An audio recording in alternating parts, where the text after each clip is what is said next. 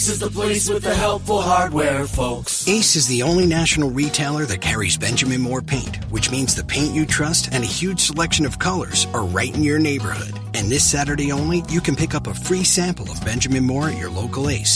It's a great way to explore quality colors and find the perfect one for your place. So if you're looking for award-winning service and a new look for your home, look no further than Benjamin Moore paint at Ace. Offer valid August 1st for Ace Rewards members. Limit 1 at participating stores while supplies last. लीजिए सुनिए प्रेमचंद की लिखी कहानी स्वामिनी।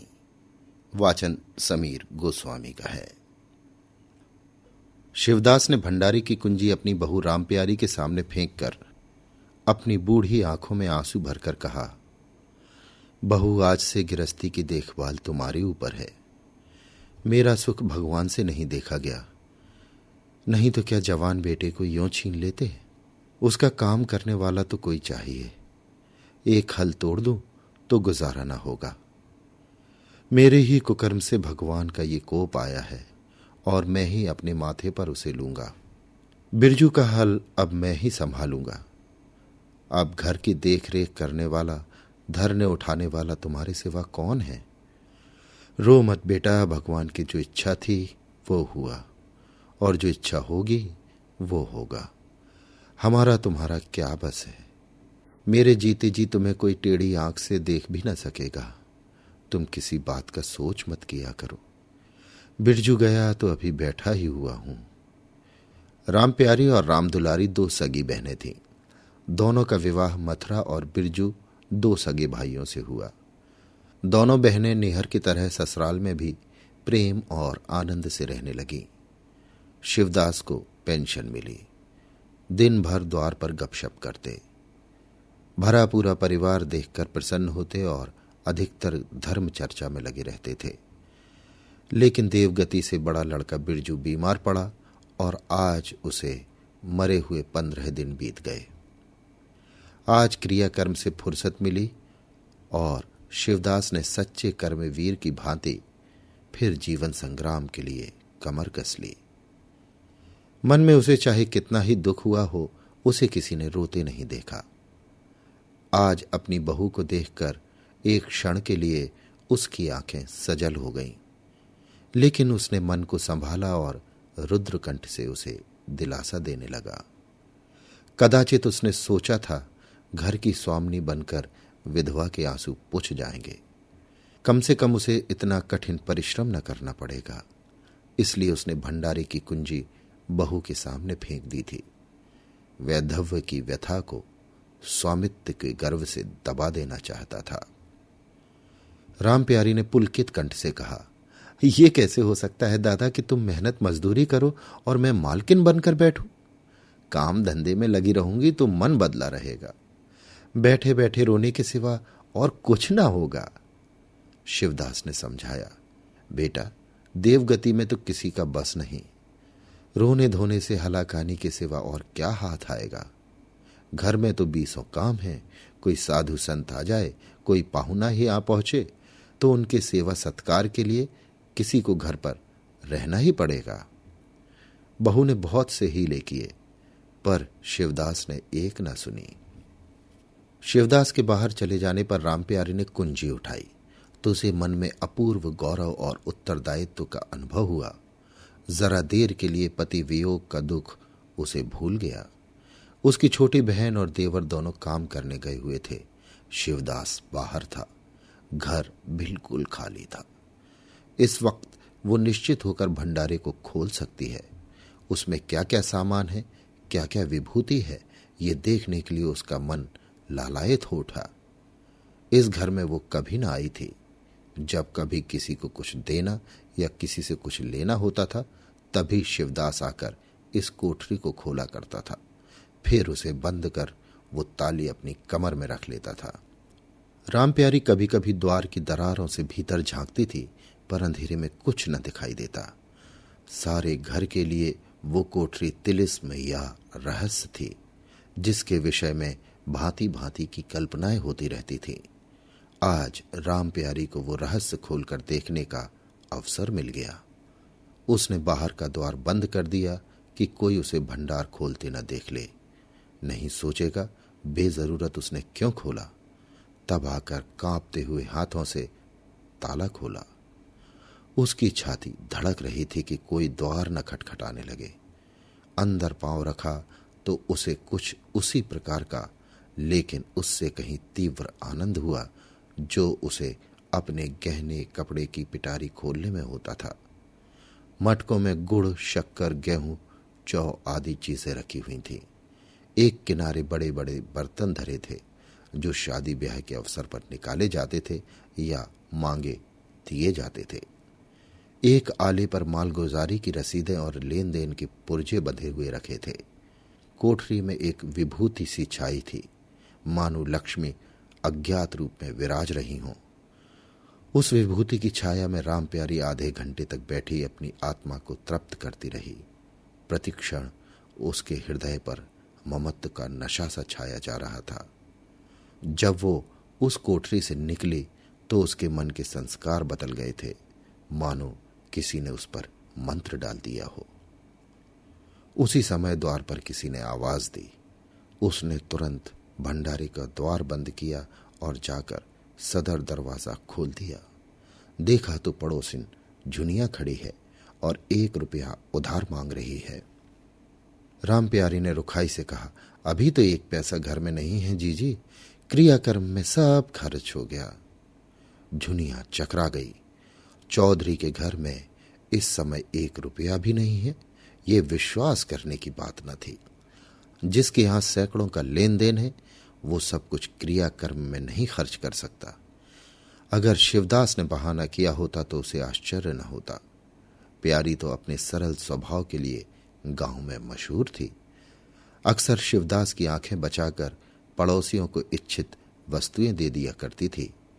अभी कल ही उसने जानकी को सेर भर दूध दिया, यहां तक कि अपने गहने तक मांगे दे देती थी। कृपण शिवदास के घर में ऐसी सखरज बहू का आना गांव वाले अपने सौभाग्य की बात समझते थे। झुनिया ने चकित होकर कहा, ऐसा ना कहो जीजी, बड़े गाढ़े में पड़कर आई हूं। नहीं, तुम जानती हो मेरी आदत ऐसी नहीं है। पाकी का 1 रुपया देना है। प्यादा द्वार पर खड़ा बकझक कर रहा है। रुपया दे दो तो किसी तरह ये विपत्ति टले। मैं आज के 8वें दिन आकर दे जाऊंगी। गांव में और कौन घर है जहां मांगने जाऊं? प्यारी टस से मस न हुई। उसके जाते ही प्यारी सांझ के लिए रसोई पानी का इंतजाम करने लगी। पहले चावल दाल बीनना अपाड़ लगता था और रसोई में जाना तो सूली पर चढ़ने से कम न था। कुछ देर बहनों में झांव झांव होती, तब शिवदास आकर कहते कि आज रसोई न बनेगी, तो 2 में से 1 उठती और मोटे मोटे टिक्कड़ लगाकर रख देती, मानो बैलों का रातिब हो। आज प्यारी तन मन से रसोई के प्रबंध में लगी हुई है। अब वो घर की स्वामिनी है। तब उसने बाहर निकलकर देखा कितना कूड़ा करकट पड़ा हुआ है। बुढ़ऊ दिन भर मक्खी मारा करते हैं, इतना भी नहीं होता कि जरा झाड़ू ही लगा दें। अब क्या इनसे इतना भी ना होगा? द्वार चिकना होना चाहिए कि देखकर आदमी का मन प्रसन्न हो जाए, ये नहीं कि उपकाई आने लगे। अभी कह दूं तो तिनक उठे। अच्छा, मुन्नी नांद से अलग क्यों खड़ी है? उसने मुन्नी के पास जाकर नांद में झांका। दुर्गंध आ रही थी। ठीक, मालूम होता है महीनों से पानी ही नहीं बदला गया। इस तरह तो गाय रह चुकी, अपना पेट भर लिया, छुट्टी हुई, और किसी से क्या मतलब? हाँ, दूध सबको अच्छा लगता है। दादा द्वार पर बैठे चिलम पी रहे हैं, मगर इतना नहीं होता कि 4 घड़ा पानी नांद में डाल दें। मजूर रखा है, वो भी 3 कौड़ी का, खाने को 1.5 सेर, काम करते नानी मरती है। आज आता है तो पूछती हूं नांद में पानी क्यों नहीं बदला। रहना हो रहे या जाए, आदमी बहुत मिलेंगे। चारों ओर तो लोग मारे मारे फिर रहे हैं। आखिर उससे रहा न गया, घड़ा उठाकर पानी लाने चली। शिवदास ने पुकारा, पानी क्या होगा बहू, इसमें पानी भरा हुआ है। प्यारी ने कहा, नांद का पानी सड़ गया है। मुन्नी भूसे में मुंह नहीं डालती, देखते नहीं हो कोस भर पर खड़ी है। शिवदास मार्मिक भाव से मुस्काए और आकर बहू के हाथ से घड़ा ले लिया। कई महीने बीत गए। प्यारी के अधिकार में आते ही उस घर में जैसे वसंत आ गया। भीतर बाहर जहां देखिए किसी निपुण प्रबंधक के हस्त कौशल सुविचार और सुरुचि के चिन्ह दिखते थे। प्यारी ने ग्रह यंत्र की ऐसी चाबी कसती थी कि सभी पुर्जे ठीक ठाक चलने लगे थे। भोजन पहले से अच्छा मिलता है और समय पर मिलता है। दूध ज्यादा होता है, घी ज्यादा होता है और काम ज्यादा होता है। प्यारी न खुद विश्राम लेती है, न दूसरों को विश्राम लेने देती है। घर में ऐसी बरकत आ गई है कि जो चीज मांगो घर में ही निकल आती है। आदमी से लेकर जानवर तक सभी स्वस्थ दिखाई देते हैं। अब वो पहले की सी दशा नहीं है कि कोई चिथड़े लपेटे घूम रहा है, किसी को गहने की धुन सवार है।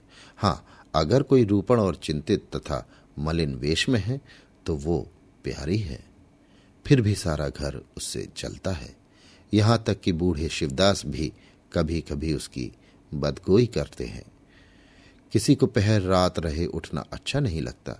मेहनत से सभी जी चुराते हैं। फिर भी ये सब मानते हैं कि प्यारी ना हो तो घर का काम न चले। और तो और दोनों बहनों में भी अब उतना अपनापन नहीं। प्रातःकाल का समय था। दुलारी ने हाथों में कड़े लाकर प्यारी के सामने पटक दिए और घुन्नाई हुई बोली, लेकर इसे भी भंडारे में बंद कर दे। प्यारी ने कड़े उठा लिए और कोमल स्वर से कहा, कह तो दिया, हाथ में रुपए आने दे, बनवा दूंगी। अभी ऐसा घिस नहीं गया है कि आज ही उतार कर फेंक दिया जाए। दुलारी लड़ने को तैयार होकर आई थी। बोली, तेरे हाथ में काहे को कभी रुपए आएंगे और काहे को कड़े बनेंगे? जोड़ जोड़ रखने में मजा आता है ना। प्यारी ने हंसकर कहा, जोड़ जोड़ रखती हूं तो तेरे ही लिए कि मेरे कोई और बैठा हुआ है कि मैं सबसे ज्यादा खा पहन लेती हूं। मेरा अनंत कब का टूटा पड़ा है। दुलारी ने कहा, तुम ना खाओ न पहनो, जस तो पाती हो। या खाने पहनने के सिवा और क्या है? मैं तुम्हारे हिसाब किताब नहीं जानती। मेरे कड़े आज बनने को भेज दो। प्यारी ने सरल विनोद के भाव से पूछा, रुपए ना हो तो कहां से लाऊं?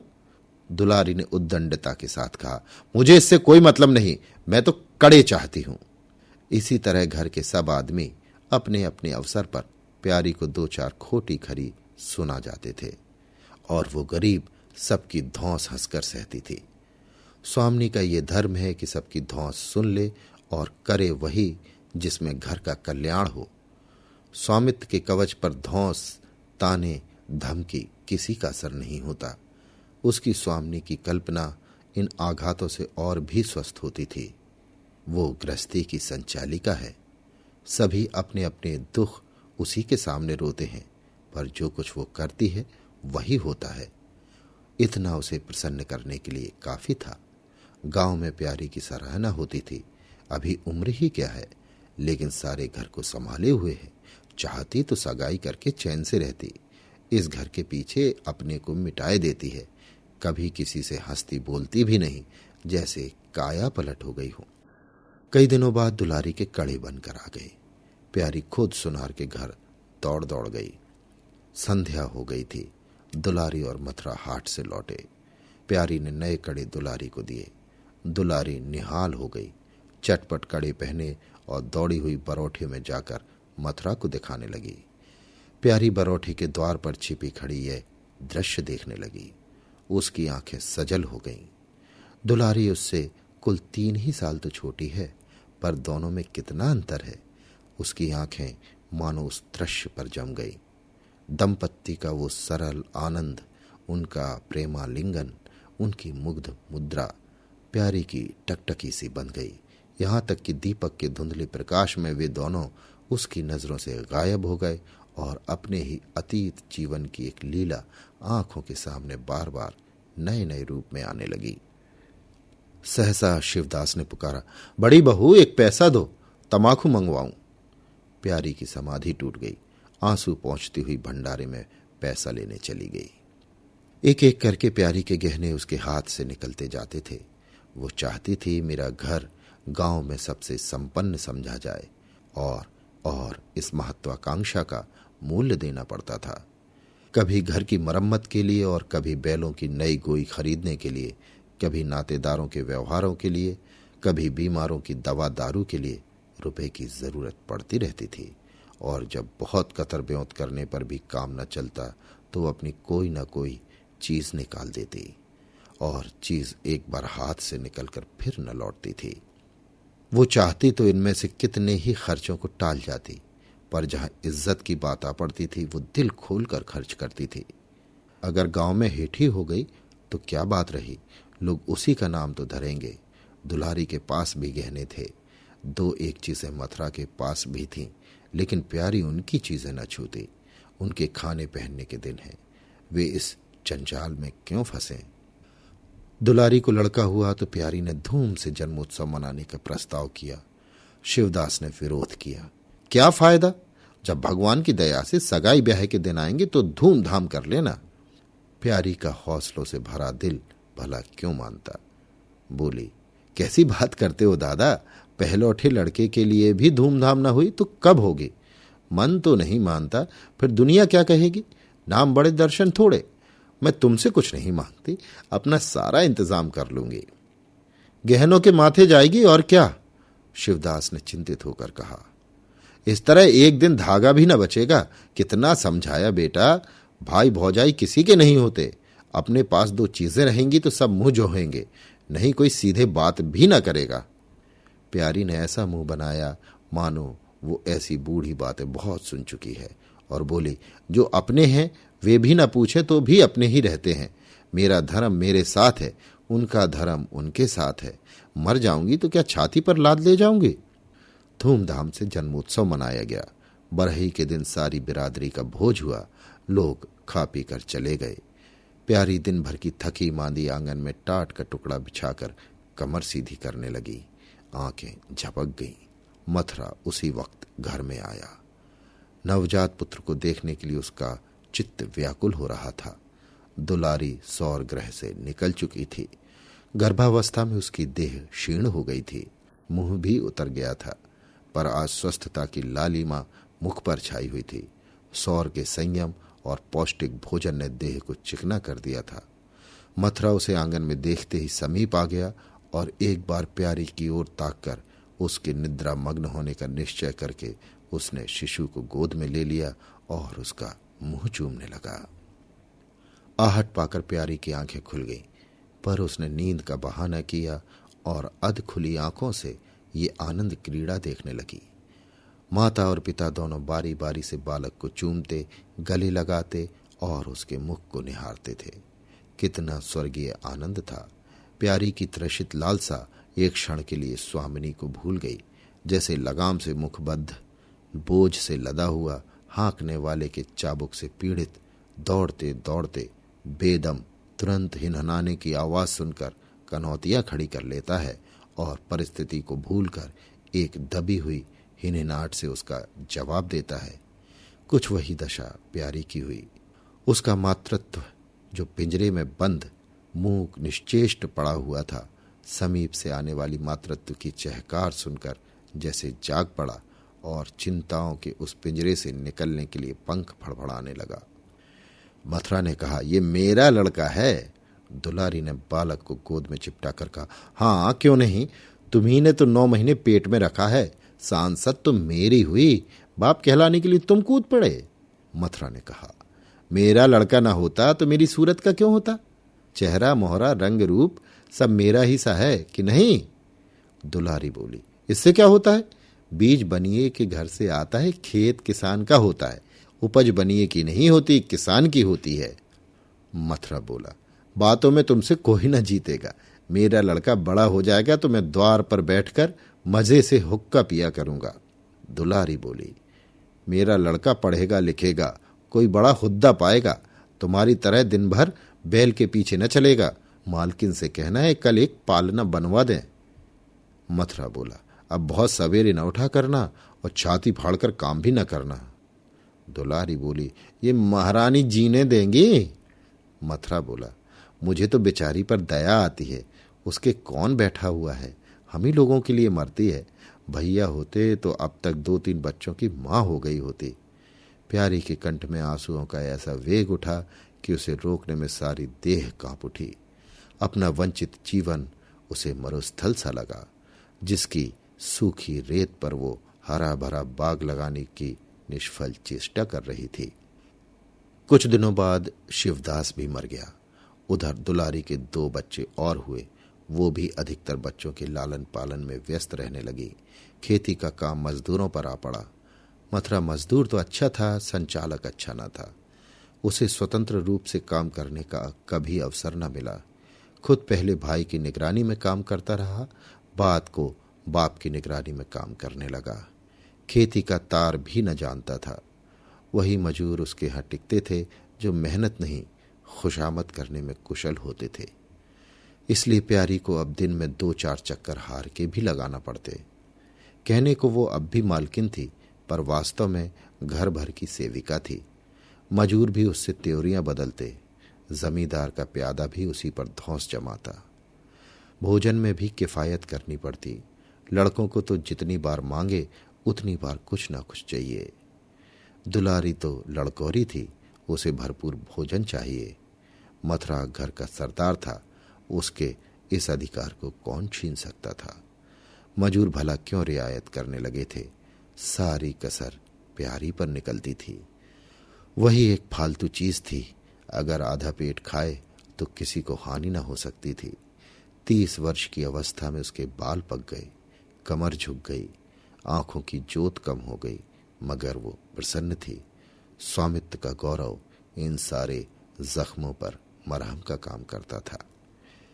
एक दिन मथुरा ने कहा, भाभी अब तो परदेश जाने का जी होता है। यहां तो कमाई में बरकत नहीं, किसी तरह पेट की रोटी चल जाती है, वो भी रोज होकर। कई आदमी पूरब से आए हैं, वे कहते हैं यहाँ 2-3 रुपए रोज की मजदूरी हो जाती है। 4-5 साल भी रह गए तो माला माल हो जाऊंगा। अब आगे लड़के वाले हुए, इनके लिए कुछ तो करना ही चाहिए। दुलारी ने समर्थन किया। हाथ में 4 पैसा होंगे, लड़कों को पढ़ाएंगे लिखाएंगे। हमारी तो किसी तरह कट गई, लड़कों को तो आदमी बनाना है।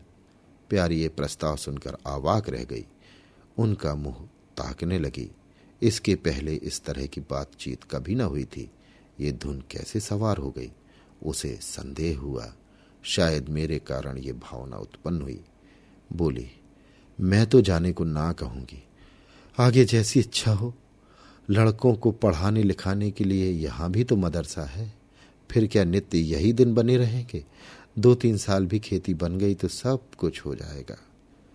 मथुरा बोला, इतने दिन खेती करते हो गए, जब अब तक ना बनी तो अब क्या बन जाएगी? इस तरह एक दिन चल देंगे, मन की मन में रह जाएगी। फिर अब फौरुख भी तो थक रहा है, ये खेती कौन संभालेगा? लड़कों को मैं चक्की में जोतकर उनकी जिंदगी नहीं खराब करना चाहता। प्यारी ने आंखों में आंसू लाकर कहा, भैया घर पर जब तक आधी मिले सारी के लिए न धावना चाहिए।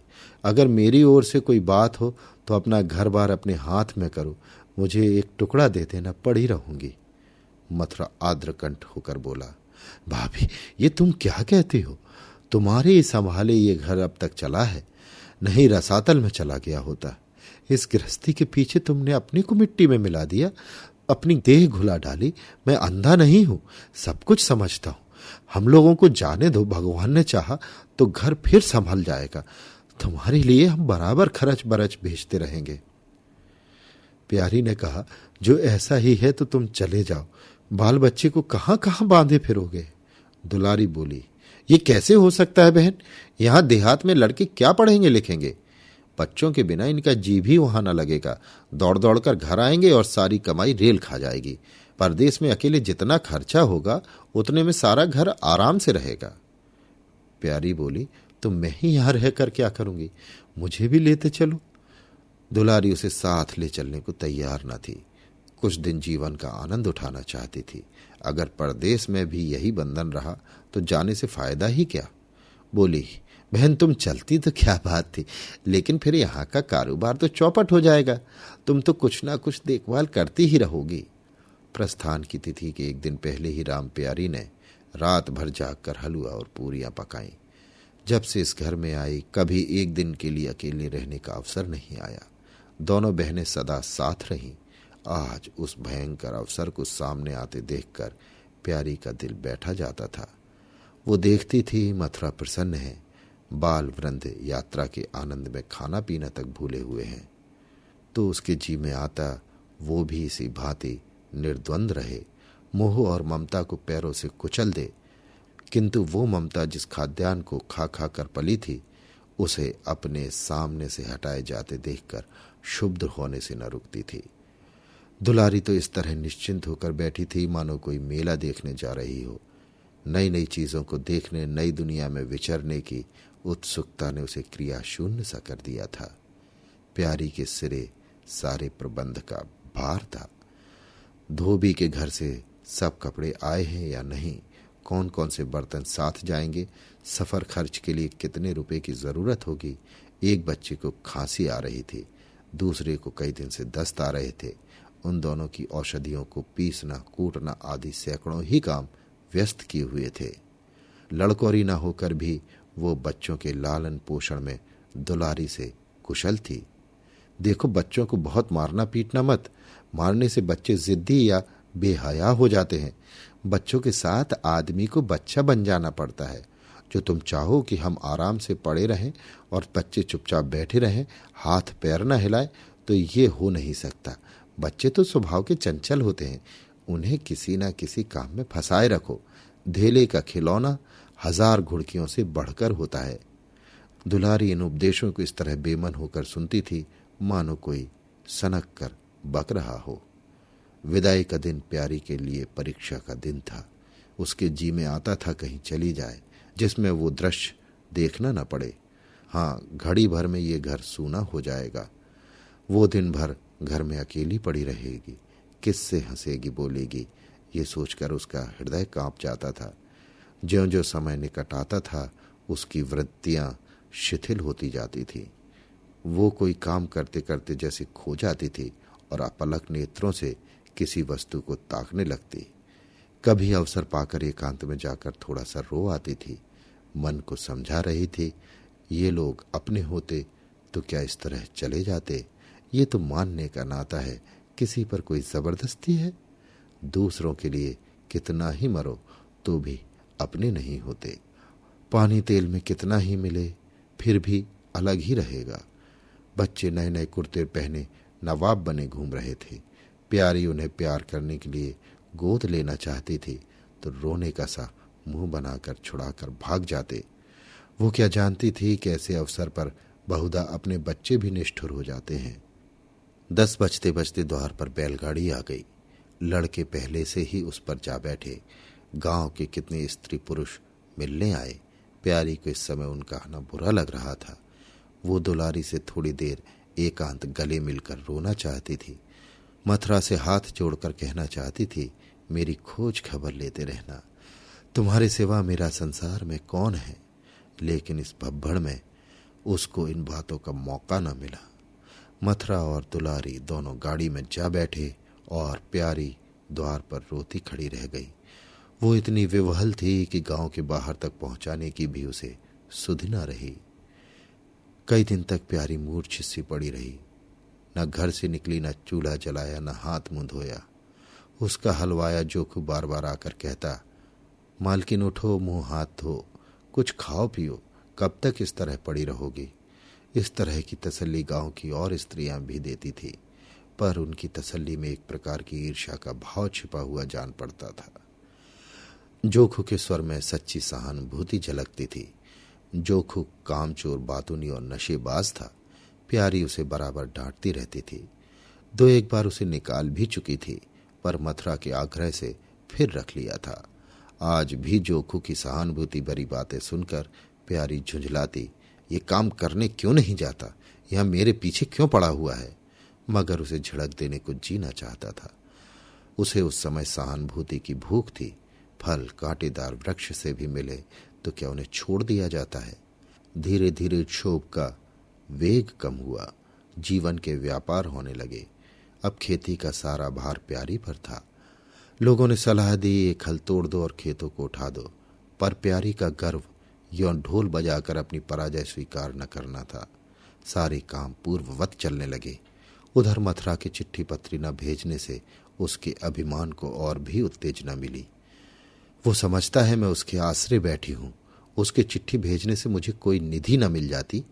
उसे अगर मेरी चिंता नहीं है तो मैं कब उसकी परवाह करती हूं। घर में तो अब विशेष काम रहा नहीं।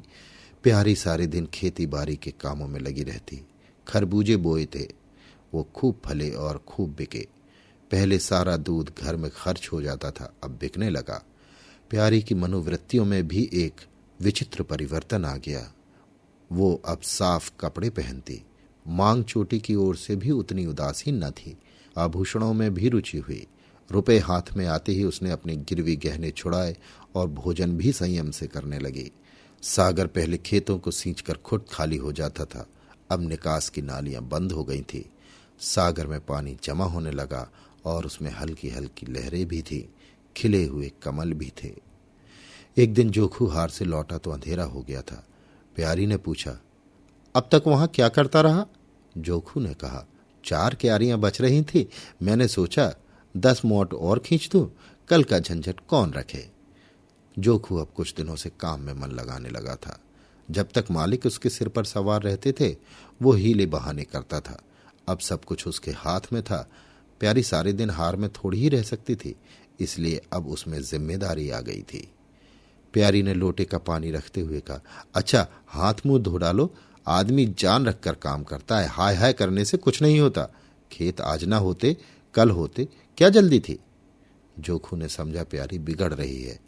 उसने तो अपनी समझ में कारगुजारी की थी और समझा था तारीफ होगी, यहां आलोचना हुई। चिढ़कर बोला, मालकिन दाहिने बाएं दोनों ओर चलती हो, जो बात नहीं समझती उसमें क्यों कूदती हो। कल के लिए तो ऊंचवा के खेत पड़े सूख रहे हैं, आज बड़ी मुश्किल से कुआं खाली हुआ था। सवेरे मैं पहुंचता तो कोई और आकर न छेंक लेता, फिर अठवारे तक राह देखनी पड़ती, तब तक तो सारी ऊख विदा हो जाती।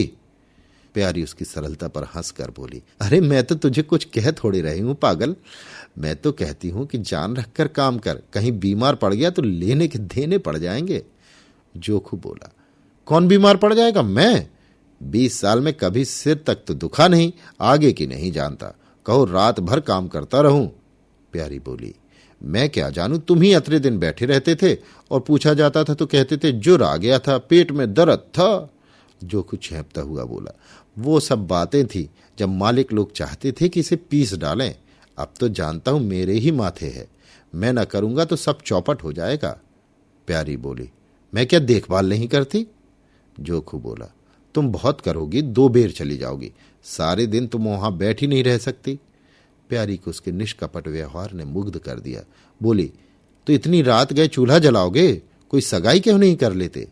जोखू ने मुंह धोते हुए कहा, तुम भी खूब कहती हो मालकिन, अपने पेट भर को तो होता नहीं, सगाई कर लूं। 1.25 सेर खाता हूं, 1 जून पूरा 1.25 सेर, दोनों जून के लिए 2 सेर चाहिए। प्यारी, अच्छा आज मेरी रसोई में खाओ, देखूं कितना खाते हो। जोखू ने पुलकित होकर कहा, नहीं मालकिन, तुम बनाते बनाते थक जाओगी, हाँ आधा सेर के 2 रोटा बनाकर खिला दो तो खा लूं। मैं तो यही करता हूं, बस आटा सान कर 2 लिट बनाता हूं और उपले पर सेंक लेता हूं, कभी मठे कभी नमक से कभी प्याज से खा लेता हूं और आकर पड़ रहता हूं। प्यारी बोली, मैं तुम्हें आज फुलके खिलाऊंगी। जोखू बोला, तब तो सारी रात खाते ही बीत जाएगी। प्यारी बोली, भको मत, चटपट आकर बैठ जाओ। जोखू बोला, जरा बैलों को सानी पानी देता जाऊं तो बैठूं। जोखू और प्यारी में ठनी हुई थी। प्यारी ने कहा, मैं कहती हूं धान रोपने की कोई जरूरत नहीं, झड़ी लग जाए तो खेत डूब जाए, बरखा बंद हो जाए तो खेत सूख जाए, ज्वार बाजरा सन अरहर सब तो है, धान ना सही। जोखू ने अपने विशाल कंधे पर फावड़ा रखते हुए कहा, जब सबका होगा तो मेरा भी होगा, सबका डूब जाएगा तो मेरा भी डूब जाएगा, मैं क्यों किसी से पीछे रहूं। बाबा के जमाने में 5 बीघा से कम नहीं रोपा जाता था, बिरजू भैया ने तो उसमें 1-2 बीघे और बढ़ा दिए, मथुरा ने भी थोड़ा बहुत हर साल रोपा, तो मैं क्या सबसे गया बीता हूं, मैं 5 बीघे से कम न लगाऊंगा। तब घर में 2 जवान काम करने वाले थे, मैं अकेला उन दोनों के बराबर खाता हूं, दोनों के बराबर काम क्यों ना करूंगा। चल झूठा कहीं का, कहते थे 2 सेर खाता हूं, 4 सेर खाता हूं, आध सेर में रह गए। एक दिन तौलो तब मालूम हो, तौला है बड़े खाने वाले। मैं कहे देती हूं धान न रोपो, मजूर मिलेंगे नहीं, अकेले हलाकान होना पड़ेगा। तुम्हारी बला से मैं ही हलाकान हूंगा ना, ये देह किस दिन काम आएगी। प्यारी ने उसके कंधे पर से फावड़ा ले लिया और बोली, तुम पहर रात से पहर रात तक ताल में रहोगे, अकेले मेरा जी उबेगा। जोखू को ऊबने का अनुभव न था, कोई काम ना हो तो आदमी पढ़कर सो रहे, जी क्यों उबे? बोला, जी उबे तो सो रहना, मैं घर रहूंगा तब तो और जी उबेगा। मैं खाली बैठता हूं तो बार बार खाने की सूझती है, बातों में देर हो रही है और बादल घिरे आते हैं। प्यारी ने कहा, अच्छा कल से जाना, आज बैठो।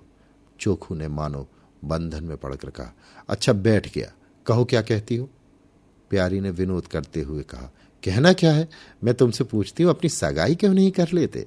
अकेले मरती हूं तब 1 से 2 हो जाऊंगी। जोखू शर्माता हुआ बोला, तुमने फिर वही बेबात की बात छेड़ दी मालकिन, किससे सगाई कर लूं यहां? ऐसी महरिया लेकर क्या करूंगा जो गहनों के लिए मेरी जान खाती रहे? प्यारी बोली, ये तो तुमने बड़ी कड़ी शर्त लगाई, ऐसी औरत कहां मिलेगी जो गहने भी न चाहे? जोखू बोला, ये मैं थोड़ी ही कहता हूं कि वो गहने न चाहे, हाँ मेरी जान ना खाए। तुमने तो कभी गहनों के लिए हठ ना किया, बल्कि अपने सारे गहने दूसरों के ऊपर लगा दिए। प्यारी के कपोलों पर हल्का सा रंग आ गया। बोली, अच्छा और क्या चाहते हो? जोखू कहने लगा, मैं कहने लगूंगा तो बिगड़ जाओगी। प्यारी की आंखों में लज्जा की एक रेखा नजर आई। बोली, बिगड़ने की बात कहोगे तो जरूर बिगड़ूंगी। जोखू बोला, तो मैं ना कहूंगा। प्यारी ने उसे पीछे की ओर ठेलते हुए कहा, कहोगे कैसे नहीं, मैं कहला के छोड़ूंगी। जोखू बोला, मैं चाहता हूं कि वो तुम्हारी तरह हो, ऐसी गंभीर हो, ऐसी बातचीत में चतुर हो, ऐसा ही अच्छा पकाती हो, ऐसी ही किफायती हो, ऐसी ही हंसमुख हो। बस ऐसी औरत मिलेगी तो करूंगा, नहीं इसी तरह पड़ा रहूंगा। प्यारी का मुख लज्जा से आरक्त हो गया। उसने पीछे हटकर कहा, तुम बड़े नटखट हो, हंसी हंसी में सब कुछ कह गए।